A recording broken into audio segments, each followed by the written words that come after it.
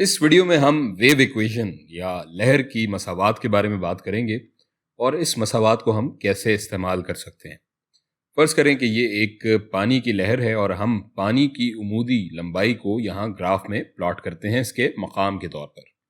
सो फर्ज करते हैं कि हम साहिल पर खड़े हैं, इस मकाम पर हैं जहाँ मैं निशान लगा रहा हूँ। अब यहाँ से पानी की ऊंचाई ये है।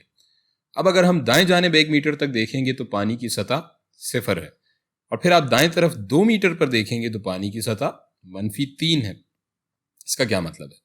इसका मतलब यह है कि अगर ये समंदर के हिसाब से एक अच्छा दिन होता तो जाहिर है समंदर हमवार होता, बिल्कुल किसी झील की तरह दिखता, हमें शीशे की तरह दिखता जहाँ से हम खड़े हैं। लेकिन अगर यहाँ लहरें हैं तो जाहिर है वो इस मकाम से या तो ऊंची होंगी जहाँ हम खड़े हैं या फिर नीची होंगी जैसे जैसे हम आगे पीछे दाएं बाएं होंगे।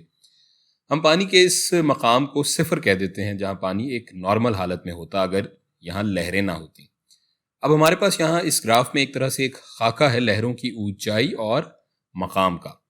तो इस ग्राफ से हमें ये मालूम होता है कि हमारी मसावात में ये उमूदी ऊंचाई इस मकाम या पोजीशन का फंक्शन होगी, जिसमें हम जब भी कोई मकाम डालेंगे इस लहर का तो हमें इसकी ऊंचाई मालूम हो जाएगी। सो वेव इक्वेशन होगी y as a function of x। ये फंक्शन बराबर होना चाहिए एम्पलीट्यूड के या वसत के या तूलो अर्ज के, और चूंकि यहाँ x की तादाद सबसे ज़्यादा ऊंचाई से शुरू हो रही है तो ये कोसाइन का ग्राफ होगा। तो इसे हम लिख लेते हैं wave equation y as a function of x, ये बराबर होगा a amplitude into cosine of something. अब सवाल ये है कि ये किस चीज़ का कोसाइन होगा। हम यहाँ x नहीं लिख सकते क्योंकि इस हिसाब से तो हर 2 पाई के बाद ये लहर दोबारा इसी तरतीब और तसलसल में आ रही होगी, चूँकि ज़ाहिर दुरुस्त नहीं है। हमें मखसूस फासला नहीं पता जिसके बाद ये लहर अपने आप को एन इसी तरह दोहरा रही हो। तो यहाँ हम वही करेंगे जो कि हमने सादा हम आहंग इर्तियाश सिंपल हार्मोनिक ऑसिलेशंस के वक्त किया था कि हम यहाँ 2 पाई की वैल्यू ले लेंगे।